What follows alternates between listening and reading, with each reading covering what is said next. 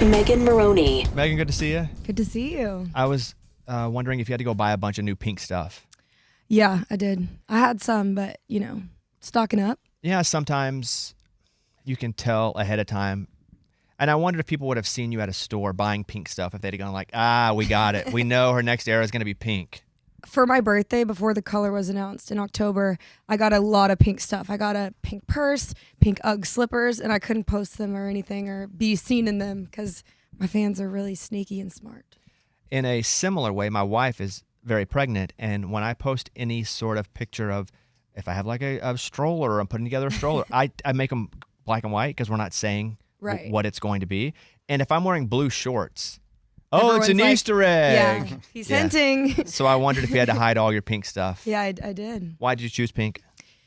Well, once I started writing the album, about like 3 songs in, there was a song that was like really like hot pink. And so that kind of was stuck in my brain, and then I continued to write the rest of the album. And there's a softness about Cloud 9 that isn't in my other albums. So I think I kind of chose like all shades of pink, but I guess there is that like staple hot pink. But I think it's soft, but also still confident and empowering, and it just makes sense in my brain. I love pink. I wear a lot of pink anyway. Real men wear pink. I'm also very colorblind. Okay. And reds I do pretty good with. And isn't pink just a version of red, like a lighter red?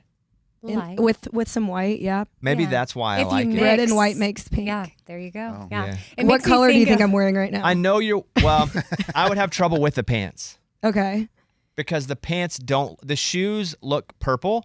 I can tell you have a pink top on, like a hoodie or sweatshirt. Yeah. And the pants, I don't know. That doesn't look like anything. They're all like a little bit different shades. They are all pink? I see where you struggle. They are all pink. Not even a little purple, I don't think. Like in my head right now. You don't have to say that. Like you don't have to like double down on that. You can just be like, it's all pink. Go ahead, Amy. I keep having that line from, have you ever watched Steel Magnolias? No. Okay. Actually, some of it. Yeah, okay. I fell asleep. Oh, really? It's a movie thing. When it's dark, like I can only watch movies with the lights on. That's like a whole other thing. Okay, well maybe turn the lights on and watch it. It's so good. But and maybe turn the lights on and watch it. Because it's so good. But her wedding colors are pink and pink, and she's adamant. Her mom is like, your colors are pink and pink. She goes, my colors are blush and bashful. And she's very specific. So you got on your blush, your bashful, your different versions of pink. What was the first song on this album that you wrote? Wedding Dress. How long ago? 3-4 years. And is that a song you hold with intention of at some point putting on an album or project, or you just write it and go, I don't know what's going to happen, let's just see? The story of Wedding Dress is really interesting because I had posted the bridge and the chorus years ago, and it's gone viral since then. And truthfully, it doesn't really fit the theme of the rest of the album.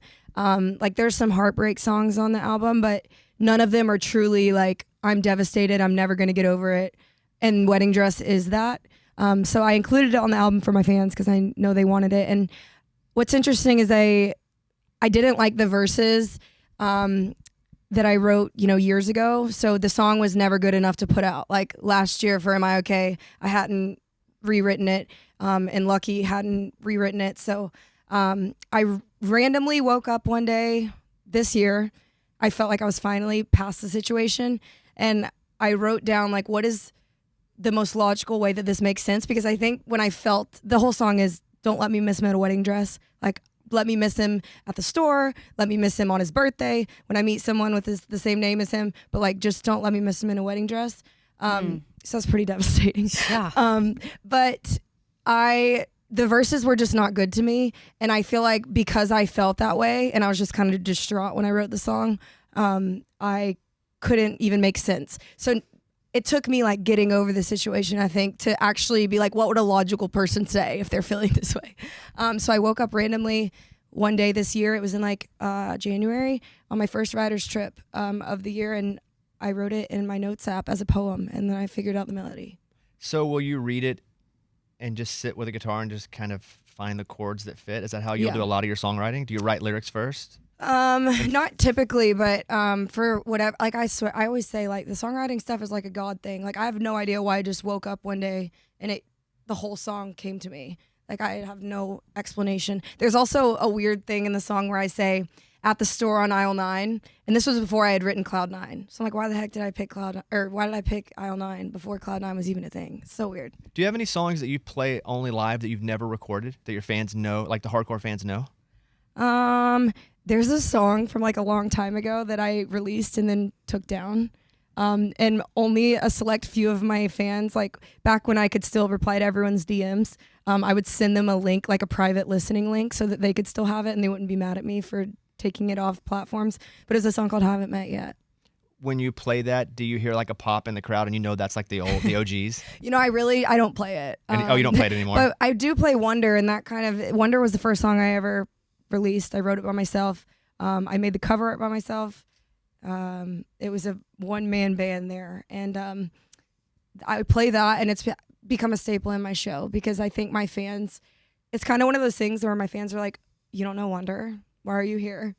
You haven't been to 31 Dave Matthews Band shows? That's what it feels like. Like you judge based on if they know the old school stuff. Yeah.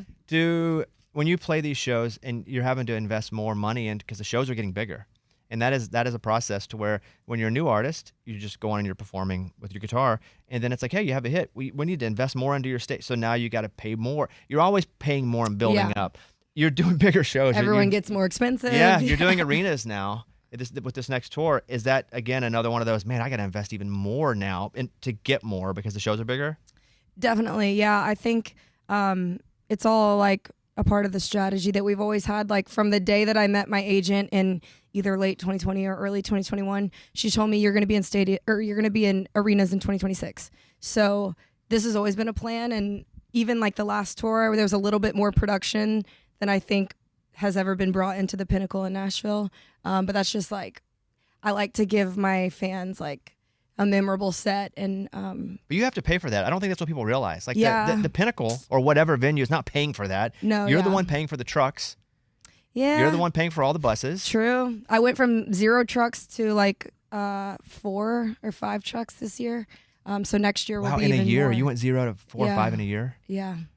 Do they have your face that's on them? Expensive. Yeah, they do have my face. Actually, the MLK graphic, there's like several of my faces. It's like a collage, so it's kind of like a jump scare every morning walking to get my breakfast. Did you have van days before bus days? I had rental car days before the van days. Walk me through that. Well, I didn't want to. I had a 2010 Mustang up until like last year, and I didn't want to put miles on it, and obviously I couldn't like carry more than a guitar in that. Yeah. So like suitcase and a guitar was a big problem. And so we would rent like a minivan, and that was before the church van. I had a band dinner with everybody last night, and we were talking about how crazy it is that like it went from rental car. We thought we were living it up because we were like, oh, we're on tour. This is like, we're touring artists. Then you get a church van with a U-Haul. And you're like, we got legroom, ayo. And then we got into a bandwagon, which is not quite a bus, but like a Sprinter van. No, it's like a semi truck with bunks on it. It's like a rock tumbler. You hit a bump down the highway, and you about sends you through the roof. But we got to lay down, like there was bunks, so we were like, okay, we've made it. And then we all were on our first bus for about a year and a half, all like 13 of us. So we were just talking about the evolution, and I think it's necessary. It makes you grateful that you even have a bunk to lay in, even when it's like a 17-hour drive. Like not ideal, but it's like we were in a rental car. So. What about the last song you recorded, and how close did you record it to actually when they had to like have it sealed? The last song I recorded, it would have been, I guess probably Who Hurt You. I guess that was the last one, and I finished up the album completely in July. So I was done. It was mixed and mastered. Was that a song though? You were like, we can't shut it down yet because I have this one song we need to record. Was it one of those? No, actually, there was one weekend, and I can like go back and I'm sure my fans will like look into this, but it was when I played the Ohio State Buckeyes Stadium with like Jelly Roll and Kane Brown, whatever festival that was. That weekend, we wrote Waiting on the Rain, Liars and Tigers and Bears, and Who Hurt You. And once we wrote those songs, I was like, the album's done. And that was like, you called it right then. I called it. I said, it's complete. These are 3 songs that totally wrapped up the album and things. And it was interesting because it's never happened like that. You know, I've always been like a little unsure, but as soon as we got done writing those, I was like, we're done. Let's drink a margarita. Are you ever so excited about a song you just wrote and you want to play it so bad, but you know you can't, and it's got to just sit until... It's horrible. Right? I play it for everyone in person, though. There's been like fans that all meet at bars. I'm like, just listen to the bridge, please. And yeah, it's difficult because I want to share everything right away, but obviously there's strategy and yeah. That's the strategy, though, is not really for the creative. It's for them to enforce that you're doing the strategy that you've agreed on before you got creative. Right. Have you had a song fall out of you where it's almost 20, 30 minutes or so? Yeah, a lot of them, honestly. One that comes to mind 6 months later. I mean, honestly, Beautiful Things too. Like, basically every song that makes an album, it happened pretty quickly. There's very few times where it's like Wedding Dress where I love the chorus and the bridge so much that I know it's worth going back and fixing one day. But a lot of the times it just happens very naturally, which is... What was the first concert you ever went to? I was talking to Luke Bryan about this the other day. It's either Luke Bryan Farm Tour at the Villa Rica V-Plex or it was Justin Bieber at Phillips Arena, and I can't remember. Which came first? Yeah, I can't. I think it must have been the same year. Have you met Bieber? No. He's like the one person when people ask me who would you get starstruck over, I genuinely think it would be Justin Bieber. And you haven't like talked to him at all? No. Like no messages from him being like, I'm a big fan of your music? Nope. Nothing. And I still got Bieber fever. Who doesn't? I know. I think it's something that you contract and it never goes away. Do you play piano? A little bit. Do you ever just sit down and play piano and like at a... I do when I'm like, it's nice to just sit down and like make your brain stop working for a second. And I'm not good at playing piano. Like I took piano lessons as a kid, hated them. I had to do a few piano recitals and I was mad at my mom for making me do that. And now I can like play chords and stuff and I can figure out stuff if I teach myself. But for the most part, I'm like not very good. So it requires a lot of brain power, which is sometimes fun for me. Do you wish you would have committed more younger? 100%. Say something to small kids out there listening that are going through this, that are like, I hate piano. I will give a message to the kids and the moms. Kids. Which camera, Eddie? I want her to look at a camera and do it. Which one? Which one? At this, that camera. Okay. Okay. To the kids, listen to your mom and take the piano lessons because one day it'll be a cool party trick that you're gonna be the coolest kid at the party. It might not seem cool right now, but it will be one day. To the moms, maybe if the kid has a suggestion of what it would like to learn, just go with it. I wanted to learn how to play High School Musical so bad. And instead I was learning these like really classical pieces as like a, however old I was, 8 or something. So maybe a little mix Less of like Tchaikovsky. Yes. And more Demon Hunters. Yeah. Okay. Let them learn Demon Hunters. Genius. Yes. What's your coffee order? Depends on the day. When it's like Christmas time, I've been trying everything. I'm like, give me that caramel brulee latte, give me the gingerbread latte, but typically it's a salted caramel cream cold brew with extra cold foam, unless you're at La La Land and I get a banana cloud matcha. La La Land's tough because it's a long line. La La Land long. Does Megan Moroney have to wait in line? I have waited in line before, yeah. I think we could probably call them ahead and get something done, but there's been times where I've just like gone after a workout and I'm like, I don't want to be like a diva. That's crazy. Will you just go to a workout by yourself? Yeah. Really? Yeah. Nashville's fine though, right? Yeah, and I go like really early. So there's not that many people taking classes, which is nice. Do you like mornings? I do, yeah. My mom called it the farm clock the other day. We wake up with the sun. Have you always been that way? I think so. I've never been able to sleep past 10 ever. And that was like, even when I'm like hungover in college, like I'm still like the first one up. I'm like getting everybody coffee and bagels. I have an Oura ring and they don't advertise, but it tells me there's like an update and it tells you what your natural body clock is. And because I wake up so early, I would go to bed early. I would try to, and it's telling me, do not go to bed so early. Like even though you're waking up early, your body is not doing well. So you need, so it's, I try to go to bed at 8:30. We wake up very early. So 8:30. And it's like, if you go to bed before 10:30, you're not getting optimal output. Even you could take less hours and go to bed later and feel better. Wow. Which is crazy. Okay. So I think you need like 3 months of data for that to start working. Yeah, I've got like 4 days. So it's very micro data right now, Okay. but I've been staying up late. This Oura Ring, like really, like I look at it every morning. I'm obsessed with data. I look at the sleep score every morning because I Yeah. try to win. I'm like, today mine was 80. Really? Yeah. I think I got a solid 5 last night. 5 hours? Hold on. That's a solid 5 though. She got Oh, 80, you got no, 5? no, No, 80 80's the the score. score. 80 Oh, score, God. yeah. I was like, gosh. The dude. highest I've gotten was 94, and that was on like the flight home from Australia. I took an Advil PM. Oh, well, that'll do it. I was like, I've never gotten above 94 though. Yeah. So Oh. I've I been got a shooting for the stars. I got a 71. Okay. That's pretty good for me. I don't Passing. sleep well. Yeah, it's a C. It's a solid C. Yeah, I got a 71 sleep and a 71 readiness. I look at that readiness a lot because sometimes if I get good sleep, my readiness is low. I don't know how this ring does it. Well, so wait, what does readiness mean? It means how ready you are. How alert you are? Okay, but what does that mean? I think it means based on the activity from the day before, Okay. the sleep that you got, all the data, how good your day is going to be physically just based on what it knows about All you. right. But I'm blown away that Apple Watches and Oura Rings can just feel a pulse and tell you all this stuff. Yeah, I've been wearing this on stage at the end of like the year when I played in Australia and stuff, and it's really interesting, like my stress levels on show days compared to non-show days. It's interesting how this little ring does all that. Mine will give me did you just cross train during the show because I get so elevated Yeah. on a live show, and it goes cross training 178 calories, and I'm like, no, was just at Just work. yapping. Was just at work. Yeah. If we go back to Tennessee Orange, like what comes to mind about that song? Me sending it to my mom for the first time and literally being scared because I'm like, she's gonna be so mad at me Because of what you're singing about? because As I'm a boy? saying I'm wearing Tennessee Orange for him. Yeah. What about I'm Not Pretty? I think about how the person that inspired it accidentally liked a photo at 2 a.m. or something like that.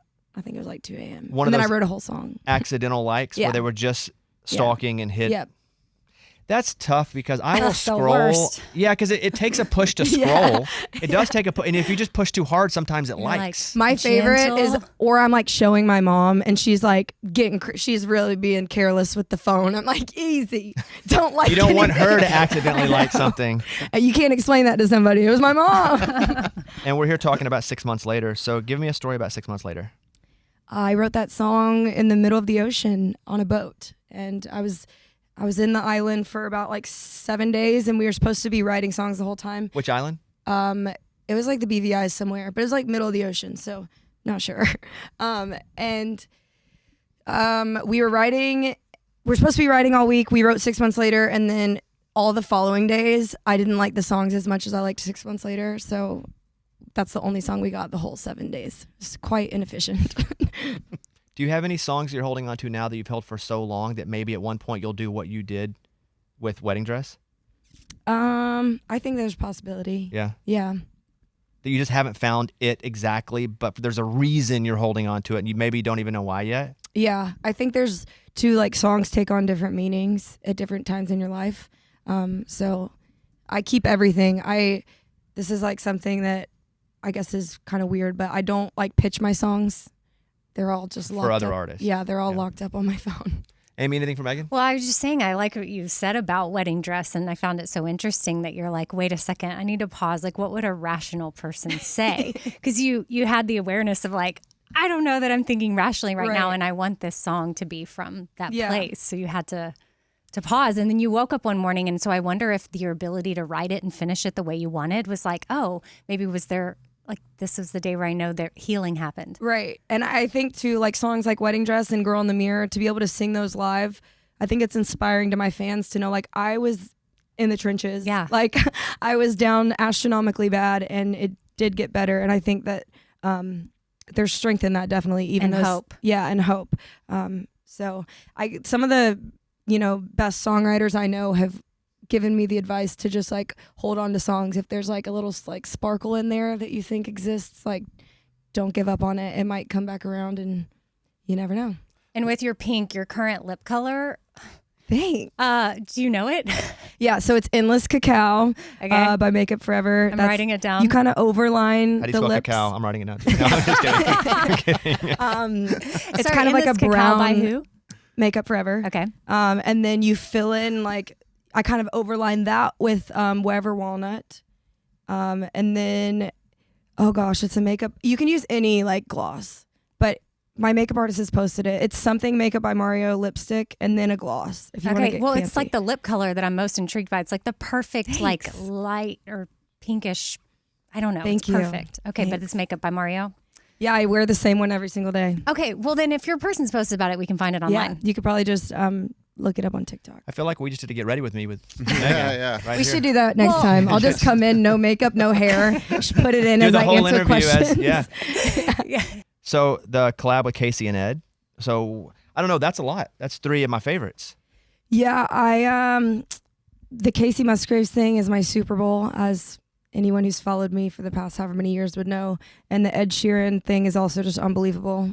I don't know how I pulled that one off. So Very did you grateful to send them songs and go, do you want to be on this individually? Do you get nervous they're not going to say yes? At first I was nervous to talk to Ed Sheeran, of course, but he's an emailer, so that takes kind of the pressure off, because I would just not check my email for like 2 weeks and wouldn't worry about it. But Ed and I would send back and forth songs. And then as it like we had said, he would send me one and I'm like, I don't know if this is it. I'd send him one. He's like, I don't know. Oh, you guys did that. You did the dance. Yeah, we Nice. really just, after the Bluebird show, he told me that his wife and kids love me and he like loves my songwriting, and I'm obviously such a fan of his, so I think we just really wanted to like collab together. What's great about that is you're actually honest about it, because if both of you said, I don't know if this is it, that means when it is it, you both are sincere Right. about it. And I definitely trusted Ed after it's done. Like, he made the right decision. The song that we cut is a traditionally country song. It's not a pop song. I think from what I know about collabing with pop artists, usually it's like a tempo, like kind of pop song with a country voice on it. But he wanted to go the opposite route and do a really traditional country song with his like modern pop voice on it. So it made it really interesting, and that I'm very excited for everyone to hear that one. The Casey collab, I had just, Hail Mary, will you just sing some background vocals? You send her a text? It was actually my team. My manager knows her manager pretty well. And I remember them asking me, like, is there anything that would make this album, like, a little bit better to you? Like, if you could have us request anything, what do you want? And I was like, Bells and Whistles would sound really good with Casey. It sounds like a song that could have been on Same Trailer, Different Park, I think. And I was like, man, it would just be a cool talking point to have, like, Casey Musgraves sang on one of my songs. And she ended up singing on it. I found out the day I found out I won a VMA award, and I was like, I was in the best mood ever, and nobody knew why, because I couldn't say anything. They just thought I was just like, woo! VMA's rule! Best award show ever! Which they were really, really fun, I will say. But I was on cloud 9 that day, and so that's when I found out she was going to sing on it. I was like, oh my God, Casey's singing on my song. Life has never been better. And then when we finally got the song, she had sent over a text that was like, hey, I've never done this before. Please don't feel like you have to use it. But I went ahead and sang the second verse. No way. Yeah. She's like, I've never done this before. And like, I really don't want you to feel like you have to use this. But I love the song. And were you blown away at that? Like I said, it's my Super Bowl. Like, Same Trailer, Different Park made me want to start writing songs. And so to have her, first of all, just lend me her voice, which I always knew we sounded good together because I've been harmonizing with her in the car for a long time. But just to hear our voices together, and then to know as a songwriter, she liked the song so much. She didn't change one word. She didn't change a syllable. Like, she sang it as it is. And to me, that's like the highest compliment. We sat next to each other at Paul McCartney, and like the whole time I was just like, I love you. I'm obsessed with our song, and I'm like, all hail Queen Casey. So that's a great story. It's definitely like a bucket list thing. And I cried. I'm not a happy crier typically, and I cried when I heard it because I just couldn't believe that she was singing with me. I used to make my parents, anytime she was in the Southeast, I would make my parents go with me, and we would get there at like 2 p.m., sit outside the venue.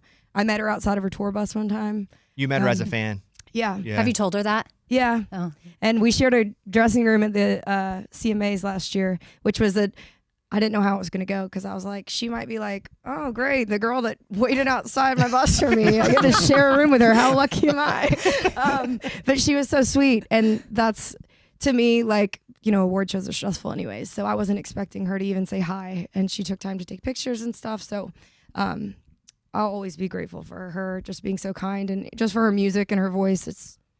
I'm like the number one Casey That is a fan, great if y'all story. can't tell. Yeah, that's a great story. My final question is, Kenny gave you a Dolly autographed guitar. What'd you do with it?